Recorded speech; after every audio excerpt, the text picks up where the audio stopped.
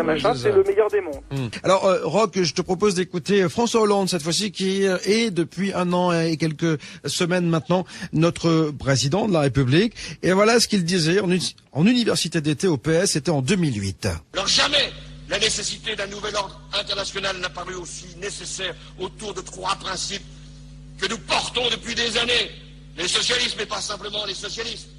Tous ceux qui ont une conception multilatérale de l'organisation du monde. Voilà, une organisation unilatérale, en fait, voilà, une pensée unilatérale. C'est-à-dire que c'est ça qui fait un peu peur, parce que moi, on m'a toujours dit que les différences, c'était je sais pas, quelque chose de positif, non? On a vu que c'était une remise en question de l'ordre ancien, des philosophies anciennes, des doctrines et même des connaissances scientifiques anciennes.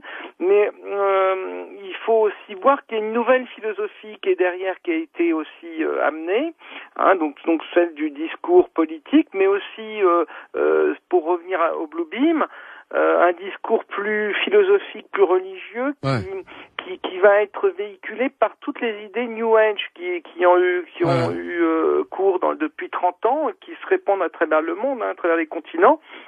Et alors c'est les idées des frères de l'espace qui prennent soin de nous, qui arrivent pour nous sauver, si vous voulez. Et donc ces idées New Age, elles aussi, depuis 30 ans, 40 ans, elles ont fait leur chemin. Elles ont été imaginées, favorisées par des officines secrètes, hein, il faut le savoir. Et là aussi, le cinéma a joué un rôle important. Donc dans cette nouvelle philosophie qui est en germination, si tu veux. On a le film Prometheus, par exemple, qui prépare bien les populations à l'idée des dieux extraterrestres.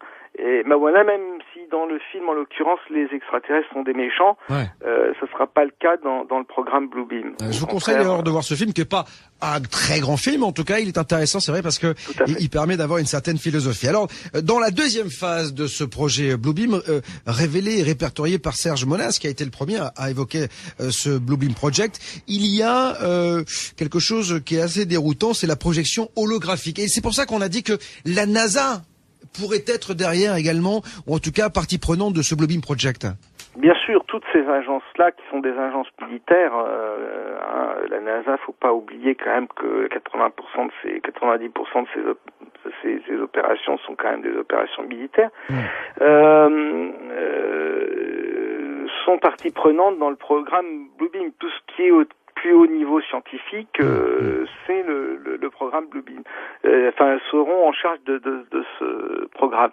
La seconde phase, dénoncée par Serge Monad, c'est le choc. C'est-à-dire, c'est une gigantesque mise en scène spatiale, effectivement à l'aide d'hologrammes optiques et puis sonores. Et tout ça en 3 dimensions. C'est une projection laser d'images holographiques en divers endroits du monde. On a vu hier avec la révolution en Égypte, les gens avec les lasers qui éclairaient des hélicoptères dans le ciel. Il faut imaginer ce que ça peut être comme laser quand c'est entre les mains de la NASA, de la NSA et des gens comme ça. Et en fait, quelles sont les images qu'on va avoir parce que si on décide de nous balancer des hologrammes, donc des projections holographiques, c'est pourquoi? C'est pour qu'on voit Dieu, pour qu'on voit un Messie? Absolument. Ah bon? C'est un son et lumière qui va être disposé dans la haute atmosphère, toujours selon Serge Monad. Mais il faut voir ça, c'était dans les années 90. Les gens l'écoutaient, ils avaient des yeux ronds, et ils disaient mais il est fou ce gars. Et donc visible depuis le sol à des centaines de kilomètres à la ronde, puisque c'est dans la haute atmosphère, vous avez l'écran qui est très très haut, tout le monde voit ça. Personne ne peut manquer le spectacle. Et qu'est-ce qu'on va voir? On va recevoir, chacun en fonction de son pays et de ses croyances, va recevoir une image en accord avec la foi dominante de son pays. Et oui, mais alors moi, il y a un truc. Je vois qu'aujourd'hui encore, il y a quand même des tensions dans le monde. Est-ce que toutes ces tensions vont disparaître? Est-ce que ça voudrait dire que déjà derrière toutes ces tensions, c'est un peu un leurre et que de toute façon, quoi qu'il en soit, il y a des réunions sous le manteau dans lesquelles on fomente déjà l'avènement de ce nouvel ordre mondial? On sait bien que, là je n'ai pas les réponses par rapport à ça, mais on sait bien qu'une des grandes théories par rapport à la conspiration, c'est c'est qu'il faut créer des crises pour pouvoir apporter des solutions. C'est le système action-réaction. Ah ouais, d'accord. Et donc, forcément, on peut supposer que certaines crises soient en fait provoquées artificiellement pour pouvoir apporter la solution qui convient et qui est dans l'intérêt de cette élite mondialiste. Alors là, on est vraiment dans la théorie du complot, c'est-à-dire qu'on fait, on rend malade le monde pour lui trouver en fait le médicament. Ça peut fonctionner comme ça. Peut-être que dans la vie, on peut se comporter aussi comme ça au quotidien sans même s'en rendre compte. Après, vous savez, il y a des gens, c'est leur travail d'imaginer toutes sortes de choses. Et tu penses qu'on sera psychologiquement, toi tu dis que le cinéma aujourd'hui est en train justement de nous envoyer un peu comme quand on parle d'extraterrestres, des infos pour nous mettre dans un état de réceptivité optimum? Absolument, on peut penser qu'il s'agit effectivement d'une préparation psychologique. La graine est plantée, après les circonstances peuvent la faire germer ou pas. Si vous imaginez le spectacle haut en couleur, le son et lumière auquel les gens vont assister, il faut comprendre que ils entendront la voix de Dieu. Qui parlera dans toutes les langues. Et chacun entendra clairement le message. Alors, s'il y a des tensions, on leur dira maintenant, il faut vous embrasser les uns les autres, ou que sais-je. Vous voyez tu vois ce que je veux dire? Moi, ce que je trouve génial, c'est que il y a quand même, il y aura toujours des gens. Ça me fait toujours penser au film, tu sais. On se souvient, je crois que c'était même dans Highlander, où il y avait une population qui vivait sous terre, etc. Dans tous ces films, tu sais, où t'as toujours un clan de rebelles qui veut pas se soumettre au diktat. Et on a la sensation qu'aujourd'hui, les gens qui réfléchissent un petit peu, qui voient un petit peu plus loin que le bout de leur nez, ils vont refuser ça quand même. Alors, ça va être très très difficile de ne pas céder à cette séduction. D'abord, il y aura la masse, 95% des gens qui seront à fond là-dedans. C'est le show spatial, les projections d'images, etc. Ça va être utilisé pour simuler la fin des temps parmi les nations. Donc, faut imaginer le choc. C'est ce que les peuples seront témoins de scènes qu'ils attendent depuis des siècles. C'est-à-dire, c'est des scènes représentant les prophéties de toutes les religions et les événements que chacun a eu comme rêve, c'est-à-dire le retour du Messie, etc. Tout ça sera projeté grâce à un vaste réseau de satellites. Et franchement, va être très dur pour les 5% de personnes qui ne sont pas dupes d'expliquer aux gens, mais attendez, tout ça c'est du bidon, on vous l'avait expliqué avec le Blue Beam. Si jamais ça arrive, parce que la révélation ultime de l'affaire du Blue Beam, si ce programme-là a vraiment lieu et vraiment déclenché un jour, c'est que Dieu et les anges sont en réalité des entités extraterrestres qui ont favorisé l'évolution de l'humanité depuis le commencement des temps et qui ont guidé l'homme depuis la fondation des premières civilisations et la création des premiers cultes religieux. C'est une révolution dans la tête. Alors évidemment que ça sentira l'arnaque, mais ce sera très difficile de résister parce que ils vont pas faire ça n'importe quand. Ils feront ça à un moment où l'humanité aura connu une période de traumatisme. Oui, c'est ça, mais guerre. En quoi on peut imaginer quoi dans les 20, 30, 50 prochaines années? C'est quelque chose comme ça pour que tout le monde soit. Ça peut être plus rapide, mais donc on risque de vivre nous encore. On peut supposer qu'on puisse le vivre. Oui, c'est peut-être une question de décennie. Si jamais ces gens-là décident d'aller au bout de leur programme, les choses peuvent encore changer. Rien n'est inéluctable. Mais en tout cas, s'ils le font, ils le feront vraiment après une crise terrible et sous le choc, les populations accepteront comme logique ce qui leur a toujours paru inconcevable. Et puis après les gens déchanteront, mais dans un premier temps, ils prendront la main qui leur est tendue. Et pour t'expliquer à quel point ce sera difficile, c'est qu'il y a le troisième effet qui se coule, il y a la troisième phase de ce programme là, qui est le coup de grâce, c'est que les gens entendront des voix à l'intérieur de leur conscience, c'est-à-dire qu'ils auront l'impression que Dieu leur parle directement dans la tête. Oula. Cette technologie, le pire, c'est qu'elle est peu connue, mais elle existe depuis longtemps. C'est-à-dire qu'en fait, c'est comme s'il y avait une machine qui nous envoyait des messages télépathiques. Voilà, c'est l'ultime machine à miracle. si tu veux. Les systèmes d'émission, de réception et les ondes LF, VLF et ELF peuvent atteindre chaque personne à l'intérieur de sa conscience.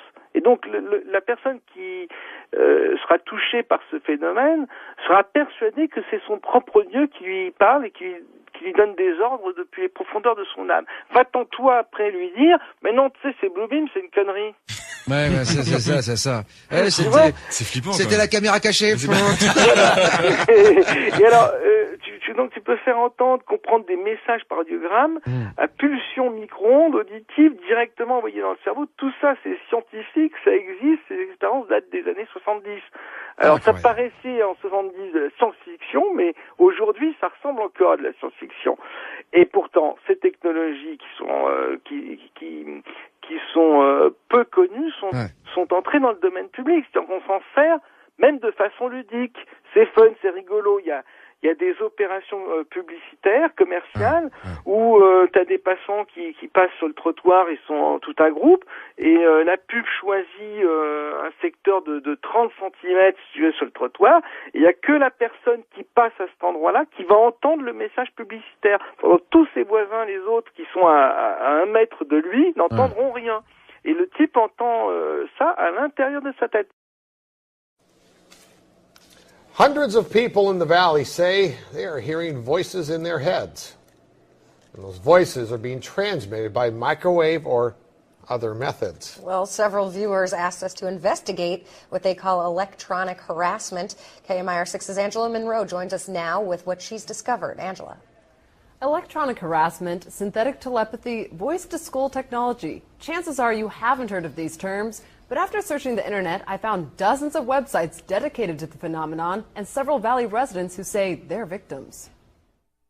How much more can you invade me than to go into my brain? It sounds like somebody else is reading the book, only it's thoughts. We're not having a group hallucination. This is actually something that's happening. These men all live in the area, didn't know each other before the voices started, and say someone is playing mind games with them. Mostly it's a lot of derogatory comments about whatever you're thinking about. Kevin Bond says he used to have a normal life. I was living in the San Diego area, was clerking for a federal judge, and I noticed that I was being followed by a whole bunch of people. According to the websites, what Bond is describing is called gang stalking. He moved to Palm Springs to escape. I started hearing, as you'll hear, hearing voices and what they'll call voice-to-skull or microwave hearing. Bob Stansfield says his experience was similar and started a decade ago. They were active and following me around here, and I started hearing the voices a little bit after the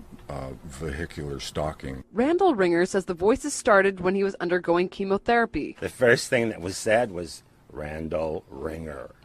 And I sat up straight and I went into the bathroom, and I looked in the mirror, looked myself in the eyes, and I said, did that really happen? Bond says he's found more than 300 victims locally and is tracking others across the state through billboards. In Johnson Valley, a Freedom House just opened to help people who believe they are being targeted. To many of you who find yourselves the object of covert harassment, that there is hope and that you are not alone, and that we are striving to find legislation and we're working towards freedom for all. Derek Robinson leads a national group called Freedom from Covert Harassment and Surveillance. He says he knows who's playing mind games. Rogue government officials that are sponsoring this, also corrupt business officials, and private citizens. And he also told us how. Most of it is delivered by microwave, and I believe it's satellite delivered. Bond says neurotransmitter chips that run off body electricity have been inserted into some people. And they assign cell phone numbers to them. The cell phone numbers are then run through a computer, and a computer translates your thoughts. This crime has been available to the military for 60 years. Ça c'est des coups de pub qui ont été faits aux États-Unis, qui montrent bien que cette technologie, elle exige, je n'invente rien, et Monas n'inventait rien. Et puis lui, et puis d'autres scientifiques, il y a même un prix Nobel, Baker, qui a parlé de ça dans un livre des années 70. Mais vous imaginez la possibilité qu'offre ce genre de technologie en termes de simulation de miracles. C'est terrifiant. Tu imagines, Bob, le nombre de Jeanne d'Arc qu'il va y avoir demain? Bien sûr. Pour le coup.